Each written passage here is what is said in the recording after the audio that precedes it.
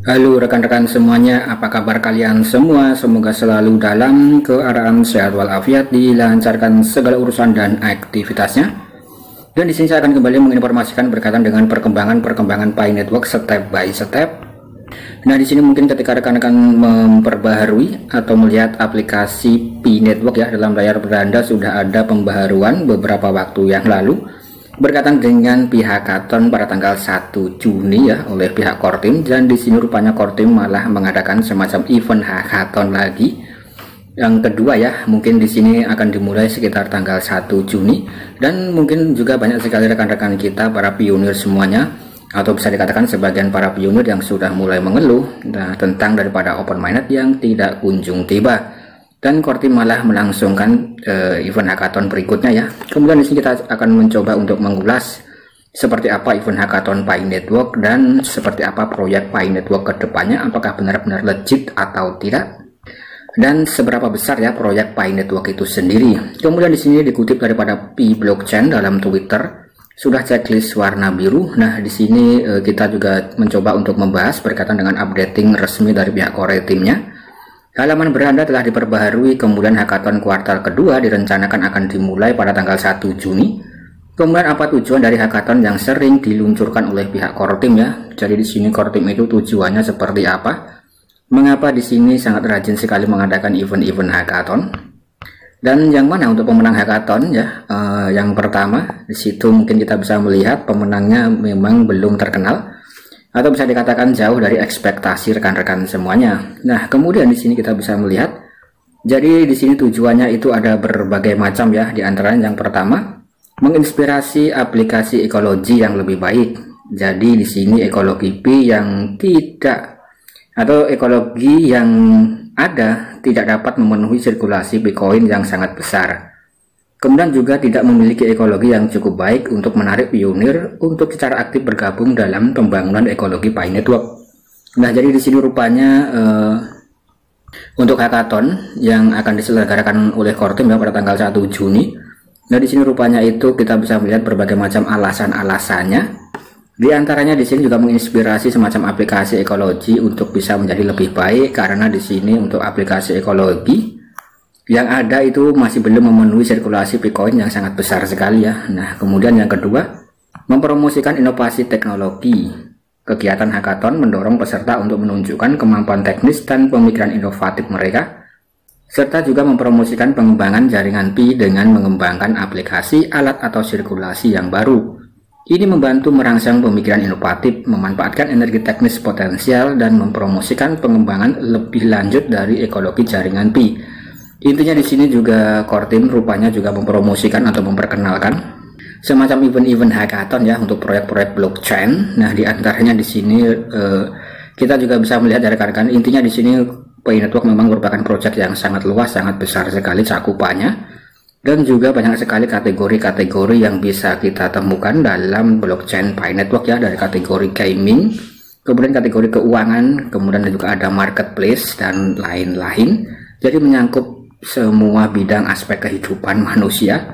Kemudian di sini yang ketiga tujuannya adalah mengumpulkan umpan balik dan meningkatkan daripada aplikasi ekologi ya. Hackathon merupakan platform terbuka yang dapat menarik para pengembang atau developer dan juga para pakar teknis dari seluruh dunia untuk bisa bergabung dan terlibat ya. Kemudian bisa memberikan semacam umpan balik atau feedback peserta dan juga solusi yang diusulkan. Kemudian Kortim dapat memperoleh pendapat dan wawasan yang sangat berharga untuk meningkatkan fungsionalitas dan juga kinerja jaringan Pi, serta meningkatkan pengalaman untuk para pengguna. Nah, ini sangat jelas sekali ya. Jadi di sini juga banyak sekali manfaat-manfaat ketika Kortim sangat rajin mengadakan event hackathon. Kemudian di sini alasan yang keempat adalah partisipasi dan juga motivasi komunitas. Kegiatan hackathon dapat menarik lebih banyak para anggota komunitas pionir Pi Network ya untuk bisa berpartisipasi dan merangsang semangat antusias mereka terhadap blockchain Pi Network. Kemudian di sini untuk partisipasi komunitas semacam ini bisa mendorong semacam kohesi dan juga aktivitas komunitas. Nah, di sini juga memperkuat kerjasama kolaborasi komunitas bersama-sama mempromosikan pengembangan jaringan Pi. Kemudian yang kelima di sini juga menjelajahi skenario aplikasi baru. Disebutkan untuk kegiatan hackathon menyediakan platform untuk menjelajahi skenario dan kemungkinan aplikasi baru. Peserta dapat membuat berbagai aplikasi yang menarik dan bermanfaat berdasarkan karakteristik keunggulan jaringan Pi.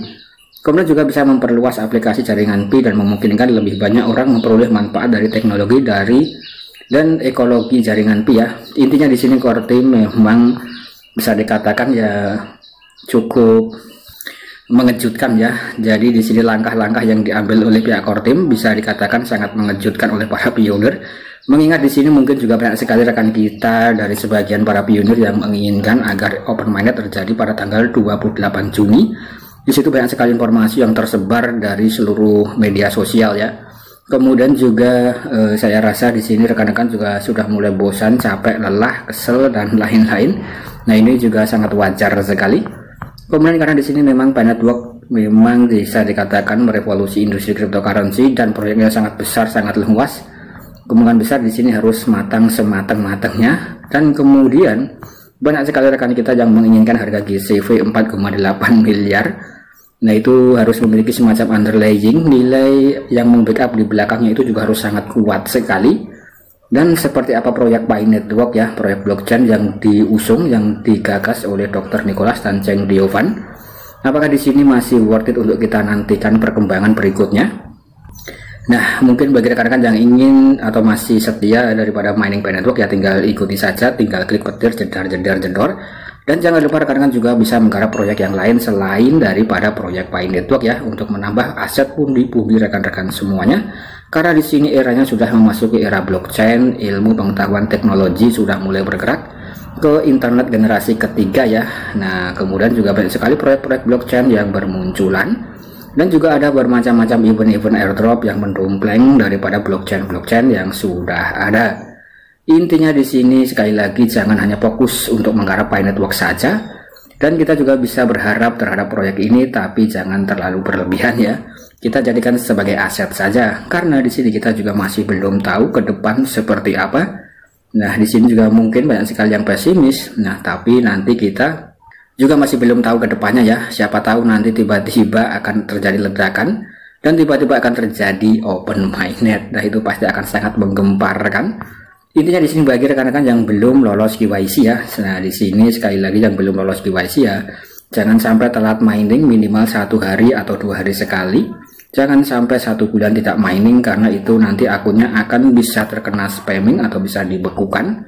Itu bisa menjadi kerugian bagi rekan-rekan semuanya. Kemudian bagi rekan-rekan yang sudah melewati proses KYC, kemudian tinggal menunggu ke migrasi mainnet ya, tinggal diaktifkan saja tombol petirnya, jedar.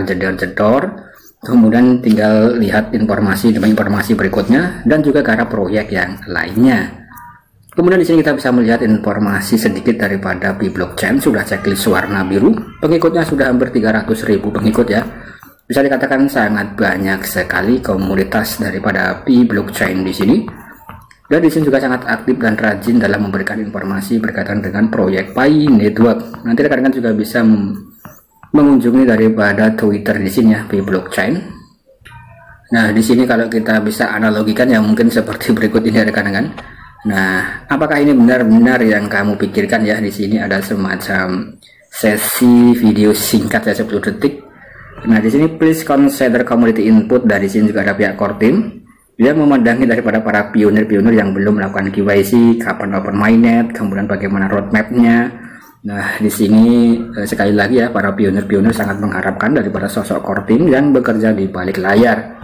Semoga proyek ini benar-benar bisa sukses ya, dan untuk saran dari saya ya, jadikan sebagai aset saja ya, kita bisa berharap, tapi jangan terlalu berharap seperti berlebihan terhadap nilai GCV dan lain-lain, sesuai dengan kemampuan dan pengetahuan kita mengenai proyek yang satu ini. Sekian dan terima kasih.